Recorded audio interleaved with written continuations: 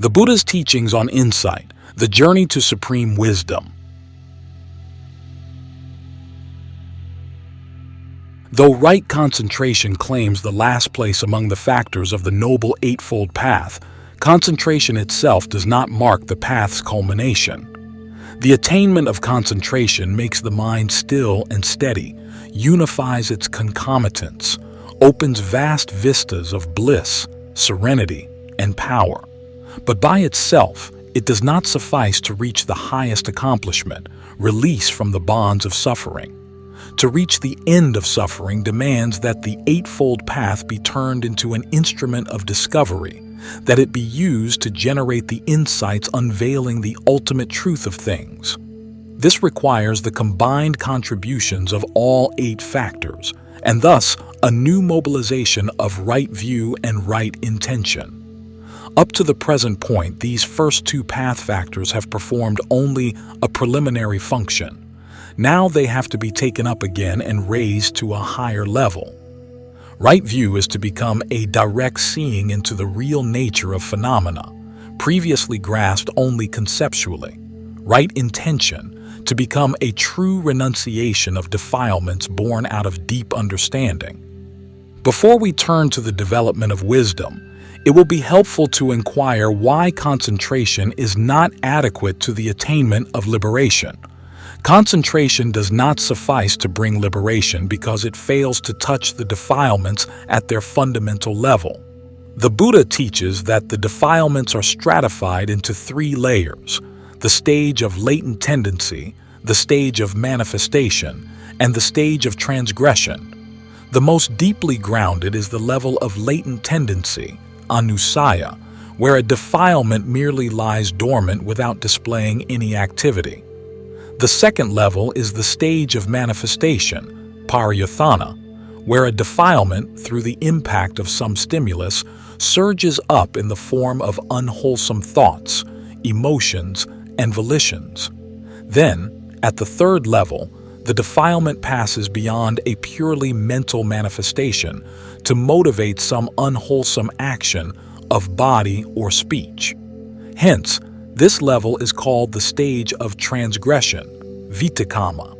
The 3 divisions of the Noble Eightfold Path provide the check against this threefold layering of the defilements.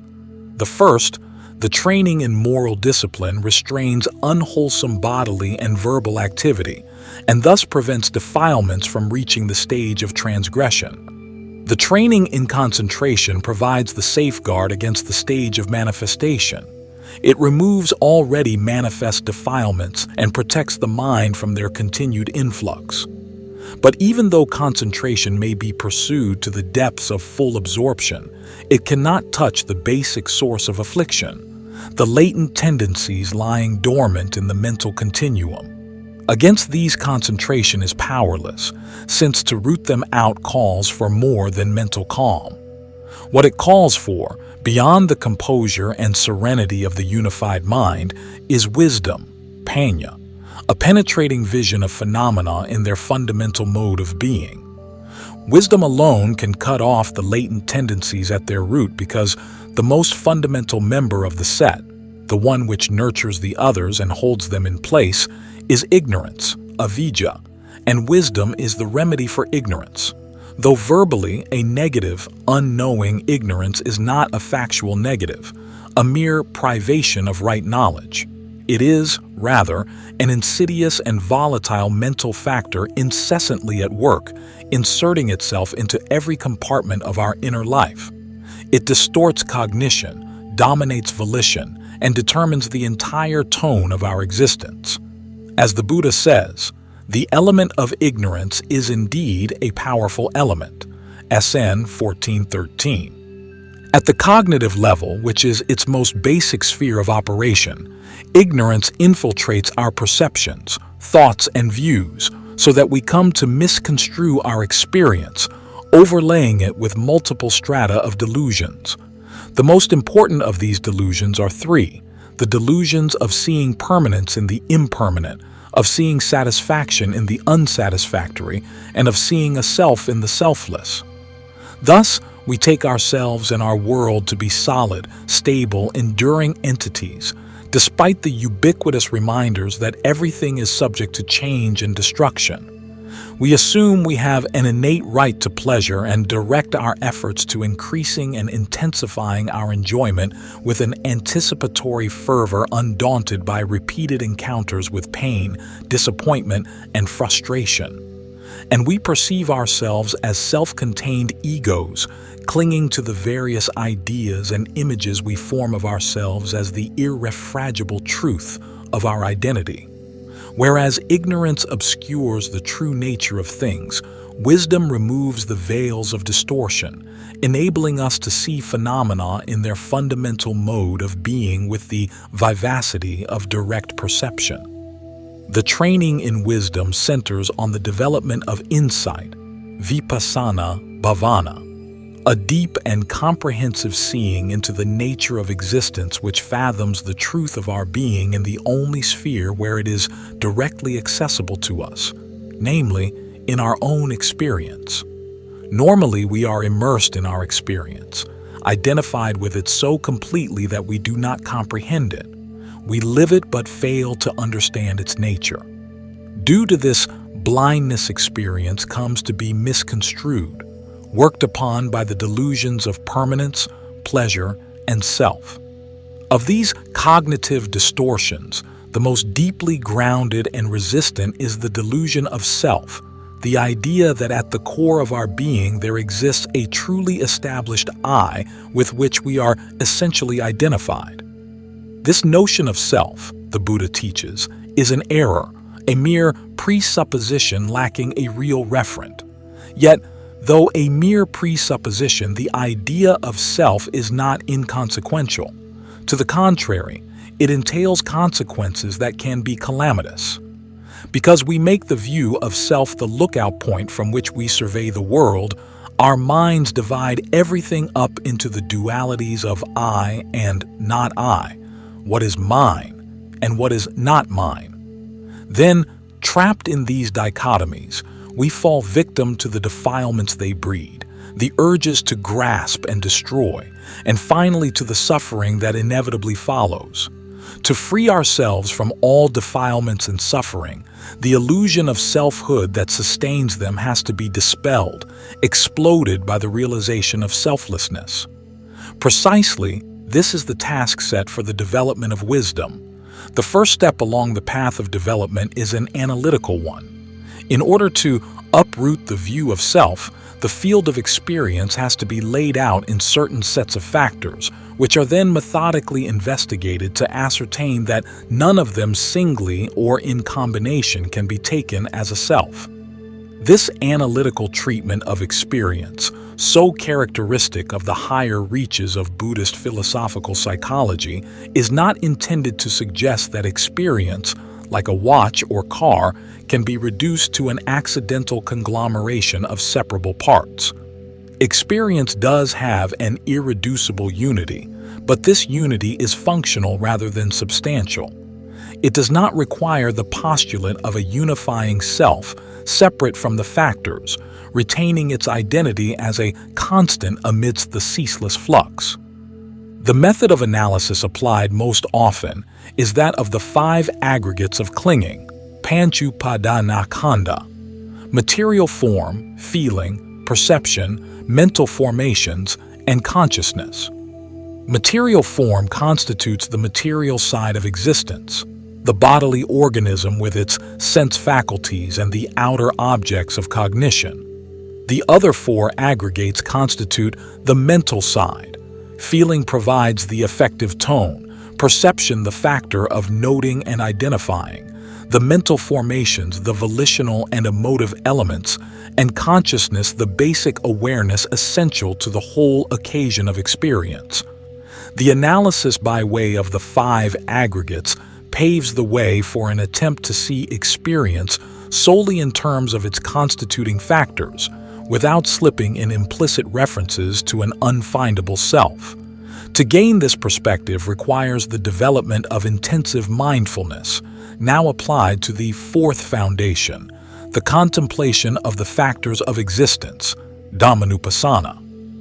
The disciple will dwell contemplating the five aggregates, their arising and passing. The disciple dwells in contemplation of phenomena, namely, of the five aggregates of clinging. He knows what material form is, how it arises, how it passes away, knows what feeling is, how it arises, how it passes away, knows what perception is, how it arises, how it passes away, knows what mental formations are, how they arise, how they pass away, knows what consciousness is, how it arises, how it passes away. Or the disciple may instead base his contemplation on the six internal and external spheres of sense experience, that is, the six sense faculties and their corresponding objects, also taking note of the fetters or defilements that arise from such sensory contacts. The disciple dwells in contemplation of phenomena, namely of the six internal and external sense bases. He knows the eye and forms, the ear and sounds, the nose and odors, the tongue and tastes, the body and tangibles, the mind and mental objects, and he knows as well the fetter that arises in dependence on them. He understands how the unarisen fetter arises, how the arisen fetter is abandoned, and how the abandoned fetter does not arise again in the future. The view of self is further attenuated by examining the factors of existence, not analytically, but in terms of their relational structure. Inspection reveals that the aggregates exist solely in dependence on conditions. Nothing in the set enjoys the absolute self-sufficiency of being attributed to the assumed I. Whatever factors in the body-mind complex be looked at, they are found to be dependently arisen, tied to the vast net of events extending beyond themselves temporally and spatially. The body, for example, has arisen through the union of sperm and egg and subsists in dependence on food, water, and air. Feeling, perception, and mental formations occur in dependence on the body with its sense faculties. They require an object, the corresponding consciousness, and the contact of the object with the consciousness through the media of the sense faculties. Consciousness, in its turn, depends on the sentient organism and the entire assemblage of co-arisen mental factors. This whole process of becoming, moreover, has arisen from the previous lives in this particular chain of existences and inherit all the accumulated karma of the earlier existences. Thus, nothing possesses a self-sufficient mode of being. All conditioned phenomena exist relationally, contingent, and dependent on other things. The above two steps, the factorial analysis and the discernment of relations, help cut away the intellectual adherence to the idea of self, but they lack sufficient power to destroy the ingrained clinging to the ego sustained by erroneous perception. To uproot this subtle form of ego clinging requires a counteractive perception, direct insight into the empty, coreless nature of phenomena. Such an insight is generated by contemplating the factors of existence in terms of their three universal marks: impermanence, anakkata, unsatisfactoriness, dukkha, and selflessness, anattata. Generally, the first of the three marks to be discerned is impermanence, which at the level of insight does not mean merely that everything eventually comes to an end. At this level, it means something deeper and more pervasive, namely, that conditioned phenomena are in constant process, happenings which break up and perish almost as soon as they arise. The stable objects appearing to the senses reveal themselves to be strings of momentary formations, sankhara. The person posited by common sense dissolves into a current made up of two intertwining streams, a stream of material events, the aggregate of material form, and a stream of mental events, the other four aggregates. When impermanence is seen, insight into the other two marks closely follows. Since the aggregates are constantly breaking up, we cannot pin our hopes on them for any lasting satisfaction. Whatever expectations we lay on them are bound to be dashed to pieces by their inevitable change. Thus, when seen with insight, they are dukkha, suffering in the deepest sense. Then, as the aggregates are impermanent and unsatisfactory, they cannot be taken as self. If they were self, or the belongings of a self, we would be able to control them and bend them to our will, to make them everlasting sources of bliss. But far from being able to exercise such mastery, we find them to be grounds of pain and disappointment. Since they cannot be subjected to control, these very factors of our being are anatta, not a self, not the belongings of a self, just empty, ownerless phenomena occurring in dependence on conditions. When the course of insight practice is entered, the 8 path factors become charged with an intensity previously unknown. They gain in force and fuse together into the unity of a single cohesive path heading towards the goal. In the practice of insight, all 8 factors and 3 trainings coexist. Each is there, supporting all the others. Each makes its own unique contribution to the work. The factors of moral discipline hold the tendencies to transgression in check with such care that even the thought of unethical conduct does not arise. The factors of the concentration group keep the mind firmly fixed upon the stream of phenomena, contemplating whatever arises with impeccable precision, free from forgetfulness and distraction. Right view, as the wisdom of insight, grows continually sharper and deeper. Right intention shows itself in a detachment and steadiness of purpose, bringing an unruffled poise to the entire process of contemplation. Insight meditation takes as its objective sphere the conditioned formations, sankhara, comprised in the 5 aggregates. Its task is to uncover their essential characteristics, the 3 marks of impermanence, unsatisfactoriness, and selflessness. Because it still deals with the world of conditioned events, the Eightfold Path in the stage of insight is called the Mundane Path, Lokiya Magga. This designation in no way implies that the path of insight is concerned with mundane goals, with achievements falling in the range of samsara. It aspires to transcendence. It leads to liberation, but its objective domain of contemplation still lies within the conditioned world. However, this mundane contemplation of the conditioned serves as the vehicle for reaching the unconditioned, for attaining the supermundane. When insight meditation reaches its climax, when it fully comprehends the impermanence, unsatisfactoriness, and selflessness of everything formed, the mind breaks through the conditioned and realizes the unconditioned, nibbana.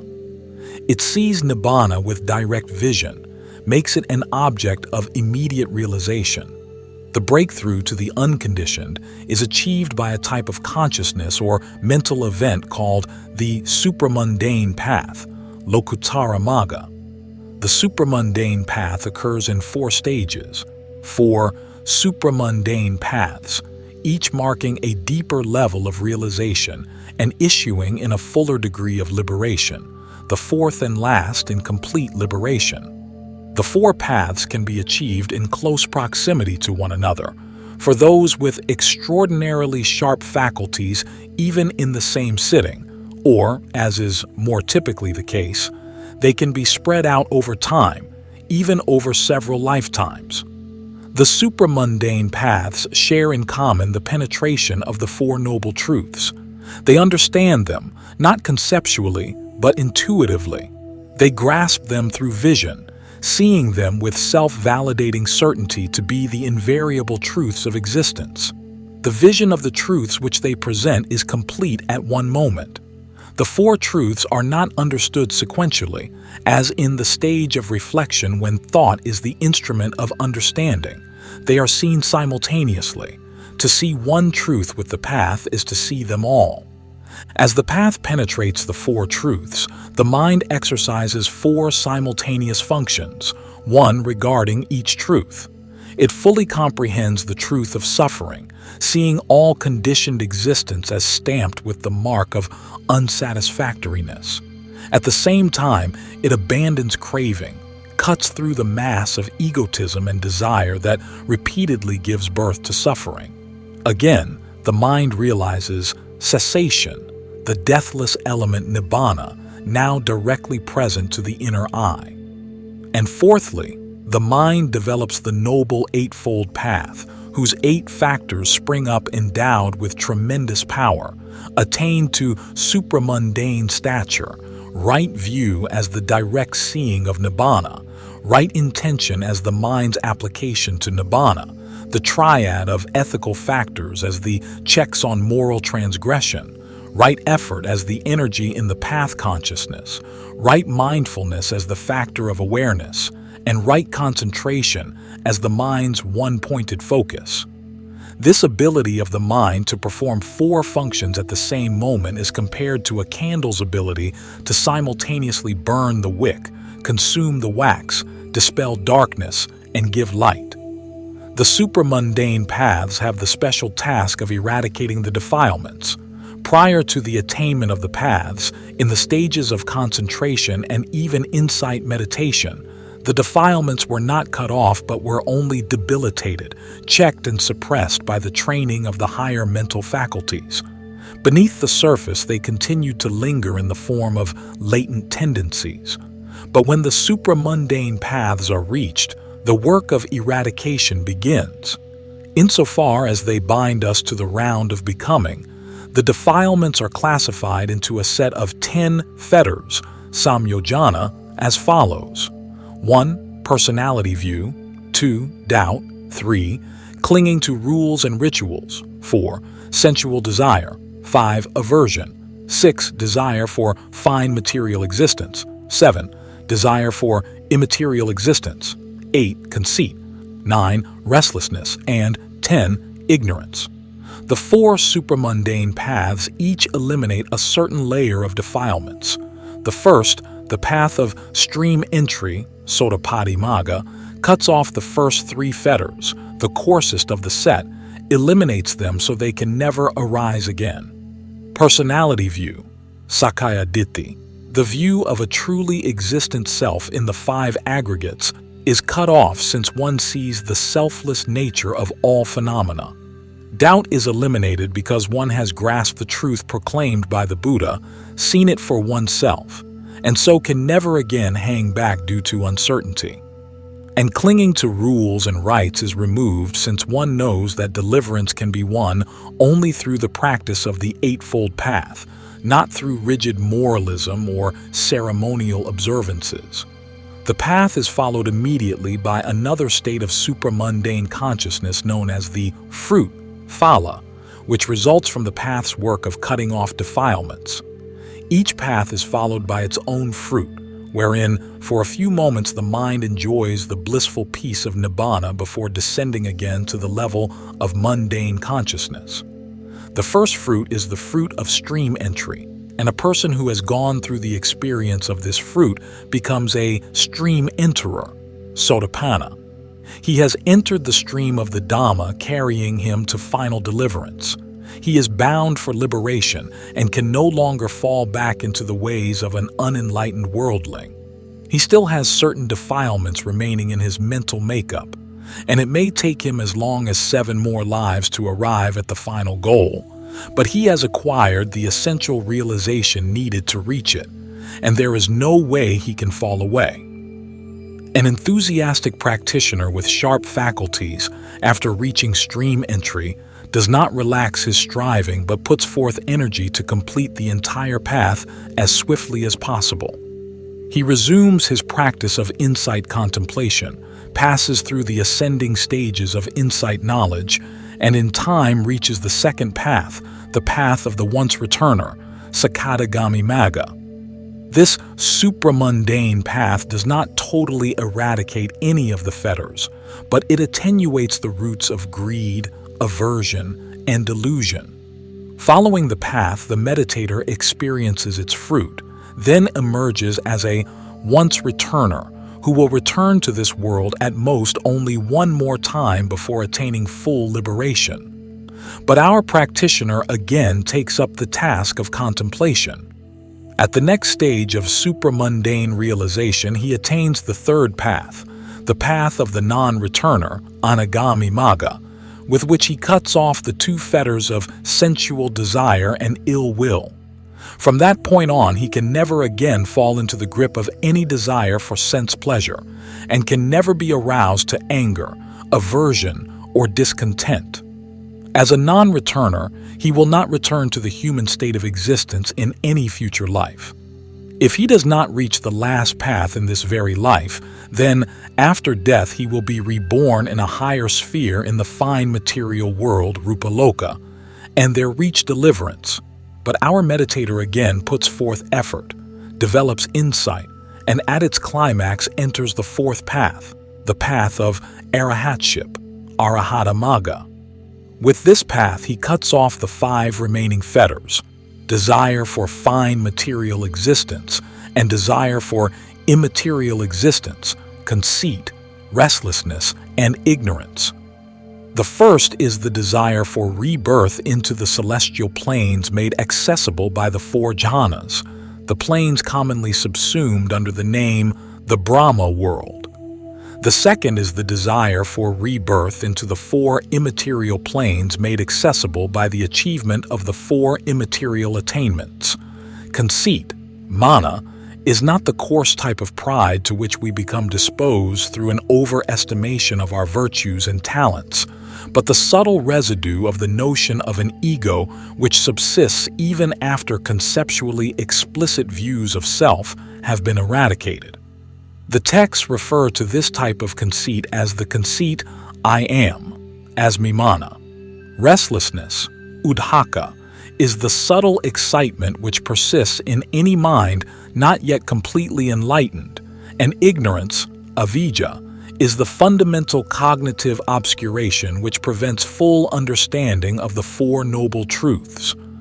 Although the grosser grades of ignorance have been scoured from the mind by the wisdom faculty in the first 3 paths, a thin veil of ignorance overlays the truths even in the non-returner.